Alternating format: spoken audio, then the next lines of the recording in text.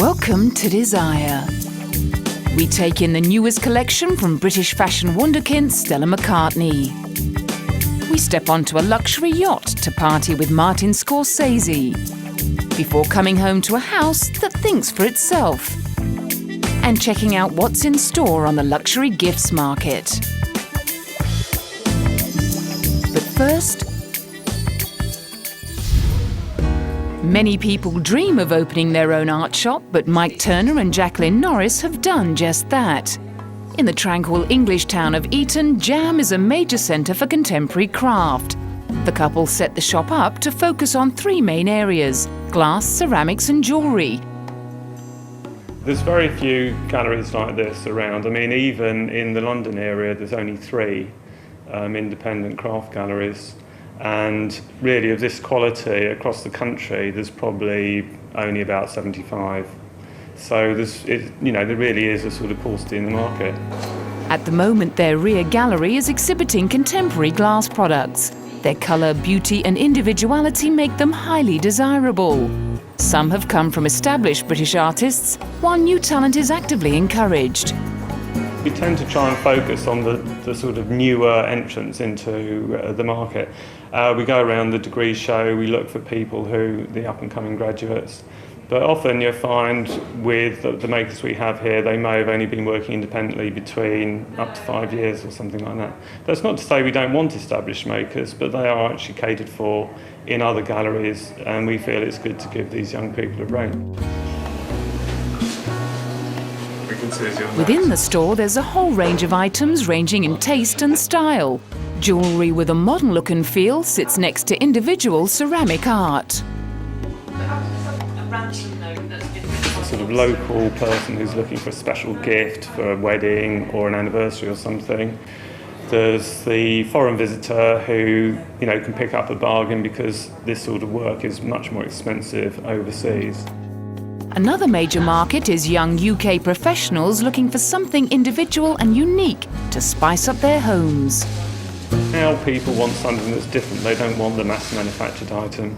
They're looking for a unique item and something that can be handcrafted and is different. You're not going to see it anywhere else. And that's the thing with all our work, that it's all individually made. You're never really going to see any two pieces the same wherever you go. While the company is still a one-shop operation, they hope it can become a blueprint for other stores selling contemporary crafts throughout the world.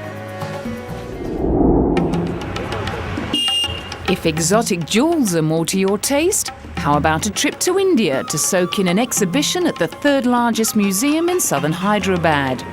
The jewels on display all once belonged to India's former rulers and is one of the largest and richest collections of jewellery in the world.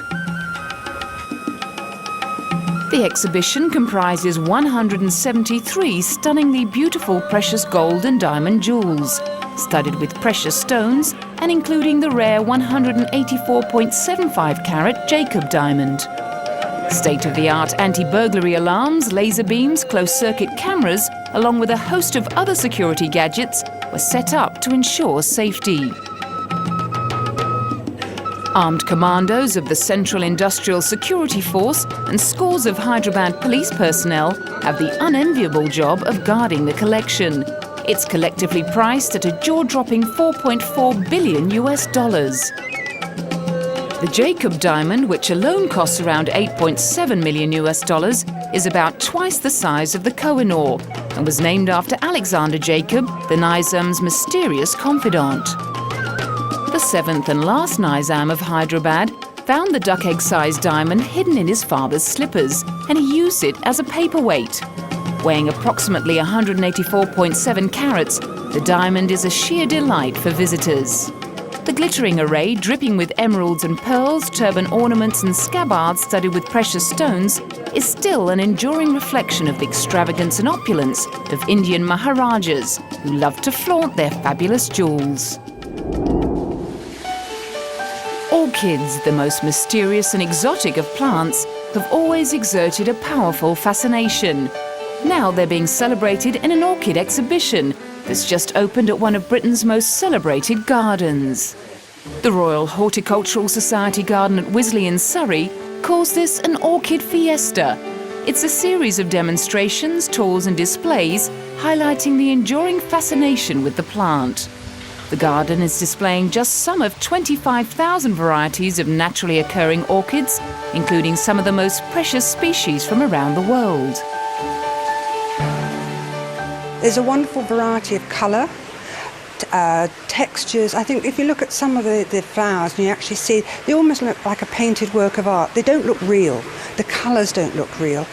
And for us in this country, in the United Kingdom, the fascination is it's gloomy, it's grey at this time of the year. And the orchids are just coming, a lot of them are just coming into their best at this time when they're growing in our greenhouses.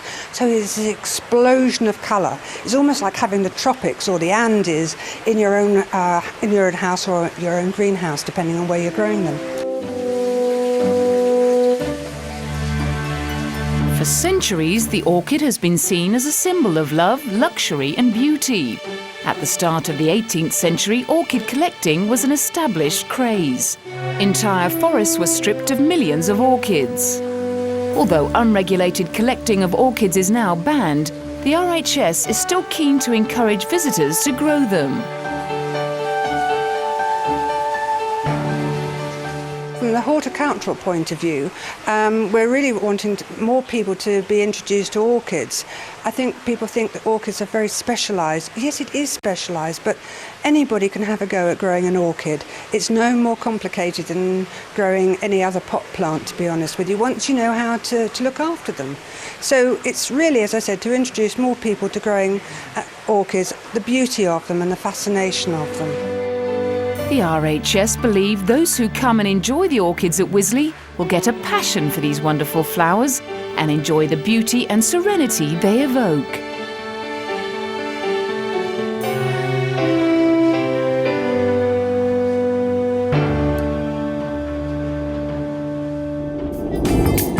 Coming up, Stella McCartney.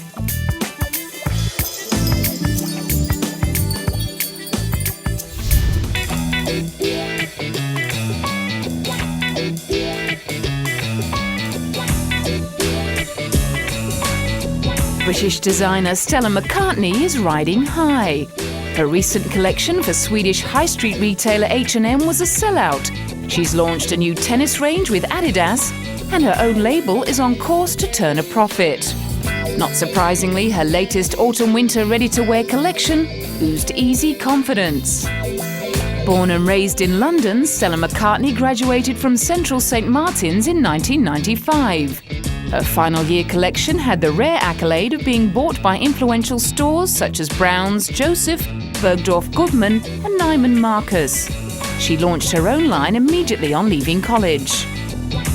The rock chick revolutionised the French label Chloe in the late 1990s. And in 2001, in a joint venture with the Gucci Group, she launched her own fashion house. A strict vegetarian, Stella McCartney does not use leather or fur in her designs and is a very active anti-fur campaigner. Her brand includes women's ready-to-wear, accessories and eyewear. She's also launched a range of fragrances, and her collection is now distributed in over 40 countries. In 2004, she designed specially made costumes for Madonna's Reinvention Tour, as well as Annie Lennox's summer concert. She also made the wardrobe for Gwyneth Paltrow and Jude Law for the films Sky Captain and The World of Tomorrow. Since becoming a wife and mother who heads her own business, she's thrown out her gimmicky slogan t-shirts and filled her wardrobe with luxurious V-neck sweaters, which she might pair with perfectly cut slouchy trousers to go to the office. Of course, former Beatles Sir Paul McCartney is a very proud father. And in addition to expanding her family with husband Alastair Willis, the 35-year-old is steadily adding to her portfolio of activities. Her company has enjoyed solid double-digit growth in the second quarter, and analysts expect it to post a profit for the first time next year. Her accessories line is also gathering steam, despite initial skepticism due to her refusal to use leather. McCartney recently launched Stella in 2, a spin-off from her original Stella fragrance. And next spring, she'll add yoga and gym lines to the sportswear she already designs. Guests, including rocker Courtney Love, watched models parade in an ornate ballroom at Paris's Grand Hotel, in sweater dresses and super skinny jeans that tapped into fashion's obsession with the 1980s. I thought it was great. I love the sweaters. I love the baby doll thing, of course. Don't laugh at me. And I love the shoes. She's real fun. I think she's great. I love her. And so, are you in Paris just to see shows? Or are you in town for business? Just for shows. Just for the shows. Just came for fashion with my friend Tracy Ross, who has a store in LA and is very influential in fashion in LA. She's credited with resurrecting knitwear.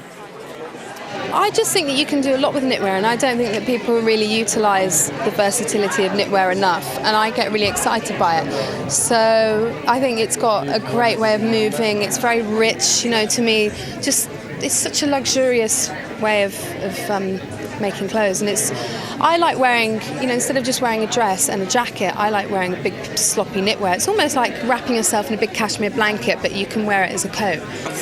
McCartney's look has evolved with her lifestyle. Nobody gets the opportunity to wear that much, but then the thing is we also do at times, and so I wanted to sort of make the perfect little evening wear and cocktail, like evening to cocktail. Where you walk into a room and somebody goes, wow, but for the right reasons, not like, And shoes and bags this season? Yeah, I think that our customer really deserves shoes and bags off us. They want it, they've been asking for it, and so we wanted to really address that as well this season. We've been addressing a lot of things in the last 6 months. Once you've got the outfit, you're ready to go to the ball, or in this case, the yacht. Every night of the 12-day Cannes Film Festival, the marina is littered with lavish parties, attended by directors, actors, models and musicians, celebrating debut movie screenings. On this occasion, film fused with fashion, as Italian designer Giorgio Armani hosted a star-studded party on the luxury yacht of Microsoft founder Paul Allen, in honour of legendary film director Martin Scorsese. This is a party given by Paul Allen on his boat. I met Paul a few years ago when he came to my house on the island of Pantelleria with his boat. He's a lovely, lovely person and a great businessman. But he's also very kind, and I like to do things with him that are perhaps a little different from the way he naturally is. He's a little bit nervous about tonight because it's not really part of his culture. Whereas I'm a bit more experienced in that sense because I've had a lot more contact with people who want glamour and a bit of spectacle around them.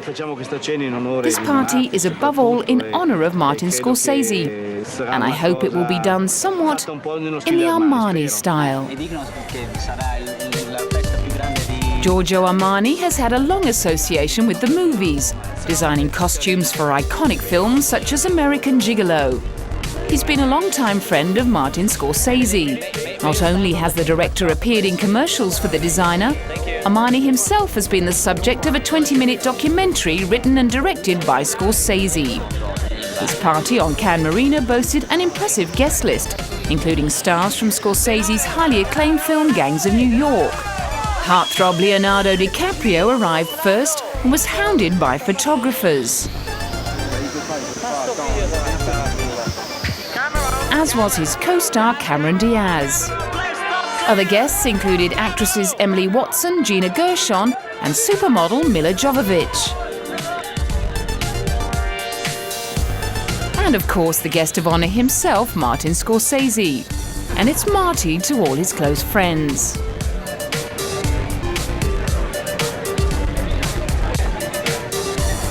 Earlier in the week, it was the turn of luxury jewellers Chopard to host a bash. This time at the Majestic Hotel on La Croisette, where the festival's movies received their red carpet premieres. In the presence of television stars such as Will and Grace's Deborah Messing, as well as Sir Elton John and partner David Furnish, 400 guests were treated to a sumptuous gala dinner. The most extravagant party was yet to come, however, when Dame Elizabeth Taylor hosted the Cinema Against AIDS party at Roger Verge's restaurant, Le Moulin de Moulin. In previous years, guests have been treated to Sharon Stone dancing to an impromptu performance by Sir Elton John and Ringo Starr, as well as 25 scantily clad top models strutting their stuff down a catwalk, all in aid of charity. If it sounds a little debauched, remember, it's all for a good cause.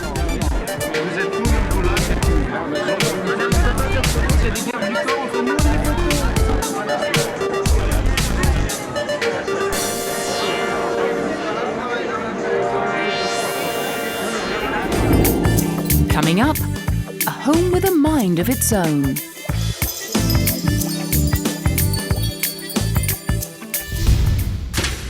Imagine living in a home where robots vacuum your carpets, press your clothes, and even mix you a cocktail. Well, servants could already be a thing of the past for some rich homeowners. Now so-called smart homes are being built that can draw your curtains, brew your coffee, and change the lighting in your rooms. Construction firms in Dubai are offering such high-tech homes targeted at the wealthy residents of the United Arab Emirates. They offer lifestyle choices that until now have only been seen in science fiction films. We have a robot which does the vacuum cleaning, we have a robot which does the mopping in the toilets and the kitchens, and we even have a robot in the apartment which will do the pressing of your shirts and jackets. So by the time you come back home, it's spotlessly clean and everything's taken care of for you. Some apartments can even offer robot dogs to entertain the children and to go on patrol while you're at work, photographing intruders and emailing the images directly to the police. Others will have robot bartenders serving up everything from a cappuccino to a cocktail. Simply tap in an order and the machine will swing into action. But smart homes don't come cheap, with some costing in excess of $3 million. Their walls conceal hundreds of meters of cabling that connect every electrical appliance to a computerized mainframe. Light, motion and temperature sensors then feed information into the system, allowing you to control it by a touchscreen computer or remote. As well as taking direction, smart homes can think.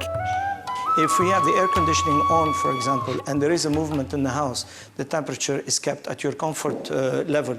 If you leave the house, the system will know that there is nobody in the home and put the system and the air conditioning at a low consumption level where you will save a lot of energy.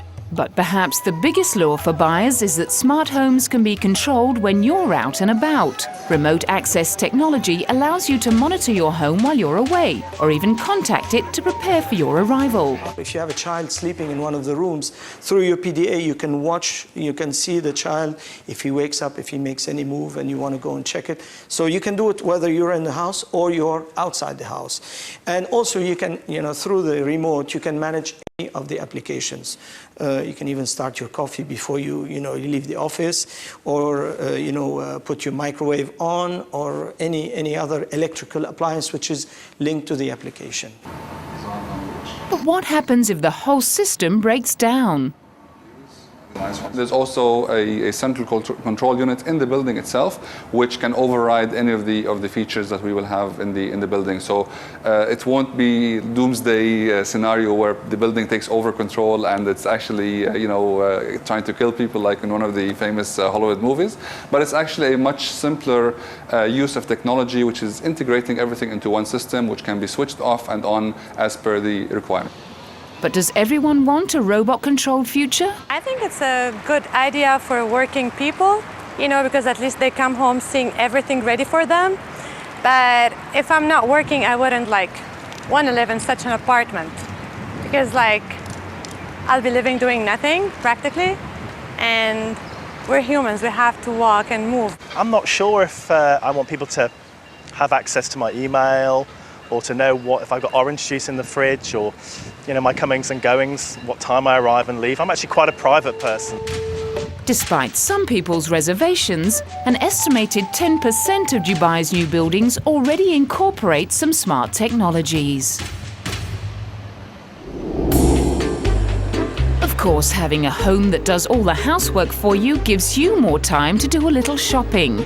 And the Top Drawer show at London's Olympia Exhibition Hall gives you the inside track on what the major stores and boutiques will have in store in the coming weeks. Last time round, 800 companies displayed thousands of products. A jury of buyers and journalists handed out awards, with exhibitors getting extra points for innovation, healthiness and environmental awareness. Take this popcorn, for example, which won the award for Best Food Range. It's popcorn with a difference, made in London, not the USA. It's lighter and healthier than normal popcorn because it's cooked in hot air, not hot oil. And it has added flavours, just like potato crisps. It's so different, in fact, that it's a gourmet popcorn. It's been really exciting. We're really lucky, and it is great to have that affirmation that, you know, we're on the right track. We knew it ourselves, but it's always nice to have some of the best foodies in the industry acknowledge that as well.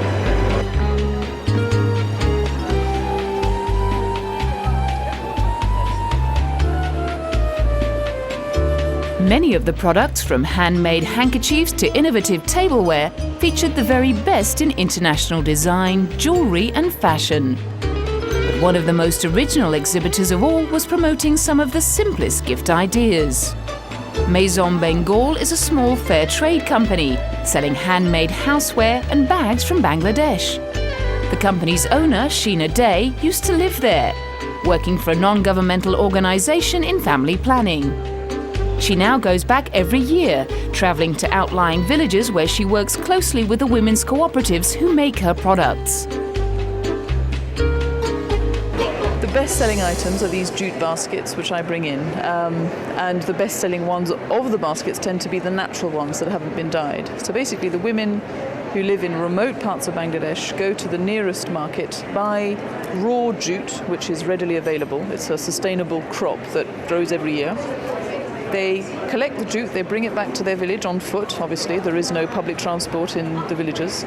They sit and they plait the jute into a long plait. They also import leather, cane and terracotta, and try to ensure all their output is geared to Western markets with the aim of promoting a distinctive trading philosophy. I work with NGOs that work with community groups that really have very little access to the outside world, very little access to any form of employment. So extremely poor communities that lack basic services, basic income.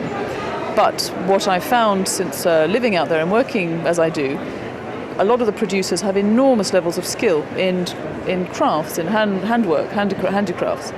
And what I basically aim to try and establish is a sustainable market through exhibiting at shows like this, to establish a sustainable market for the traditional skills that these women have. Most of the products on display had a more conventional design background, but the inclusion of Maison Bengal made the point. From gift foods and designer houseware to novelty fashions, the show had something for everyone. The trend-setting products that will become the most sought-after gifts for shoppers for the months to come. Next time on Desire, we sniff out the world's most indulgent delicacies and a rare treasure from a modern master.